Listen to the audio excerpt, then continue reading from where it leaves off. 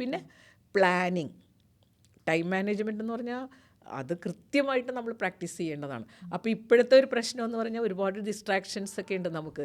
നമ്മൾ ചെയ്യുന്ന പല കാര്യങ്ങളും നോട്ട് അറ്റ് ഓൾ ഇമ്പോർട്ടൻറ്റ്. അത് ശ്രദ്ധിച്ചിട്ടുണ്ടോ? കുറച്ച് സമയം കിട്ടിക്കഴിഞ്ഞാൽ നമ്മൾ സ്ക്രോൾ ചെയ്യാൻ തുടങ്ങും അല്ലേ? അങ്ങനെ നമ്മൾ ശരിക്കും കൃത്യമായിട്ട് പ്ലാൻ ചെയ്ത് കഴിഞ്ഞാൽ ഉറങ്ങുന്ന സമയം, ഉണരുന്ന സമയം, ഉണർന്നു കഴിഞ്ഞാൽ 1 മണിക്കൂർ നമ്മൾ നമുക്ക് വേണ്ടി ചിലവഴിക്കണം.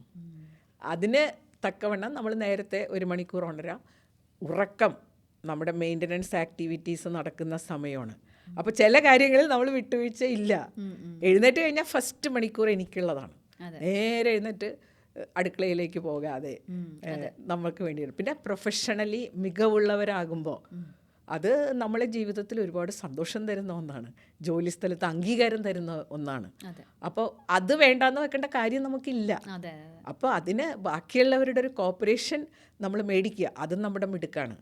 വീട്ടിലുള്ളവർ ഒന്നും ചെയ്യുന്നില്ല, അപ്പോൾ എങ്ങനെ, നമ്മൾ നേരത്തെ പറഞ്ഞ പോലെ എങ്ങനെ കുട്ടികളുടെ സഹകരണം നേടാം, കൊളീഗ്സിൻ്റെ സഹകരണം നേടാം, അവിടെ ഞാൻ എന്താണ് ചെയ്യേണ്ടത്, ഏത് രീതിയിൽ ചെയ്താലാണ് അത് നമുക്ക് കിട്ടുക. അപ്പോൾ ഇതൊക്കെ ശരിക്കും വർക്ക് ലൈഫ് ബാലൻസ് എന്ന് പറയുമ്പോൾ ആദ്യമേ തന്നെ ആ ചിന്ത എടുത്ത് മാറ്റണം. ഞാനൊരു സ്ത്രീയാണ്, അതുകൊണ്ട് എനിക്ക് മാത്രം, ഹസ്ബൻഡിനും എല്ലാവർക്കും വർക്ക് ലൈഫ് ബാലൻസ് വേണം. ധൈര്യമായിട്ട് ഡെലിഗേറ്റ് ചെയ്യണം ജോലികൾ.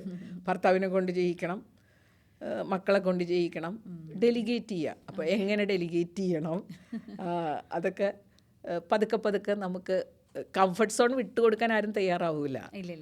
അപ്പോൾ അതുകൊണ്ട് അത്, പക്ഷേ നമ്മൾ എഫേർട്ട് ഇട്ട് കഴിഞ്ഞാൽ വി ക്യാൻ ബാലൻസ്. വളരെ ഭംഗിയായിട്ട് അങ്ങനെ പോകുന്ന കുറച്ച് കുടുംബങ്ങളുണ്ട്.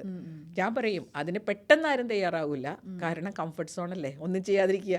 ഇപ്പോൾ സ്ത്രീ പുരുഷ ബന്ധത്തിൽ പുരുഷൻ കംഫർട്ട് സോണിലാണല്ലോ, വീട്ടിൽ വന്നു കഴിഞ്ഞാൽ സ്ത്രീകളും കംഫർട്ട് സോൺ ആവണം എന്നാണ് മാം പറയുന്നത്.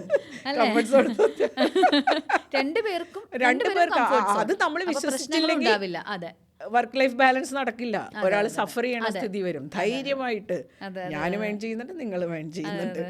അപ്പം നമ്മളിതൊക്കെ ഇരുത്തി സംസാരിക്കണം. വീട്ടിലെ കുട്ടികളെ സംസാരിക്കണം, കമ്മ്യൂണിക്കേറ്റ് ചെയ്യണം.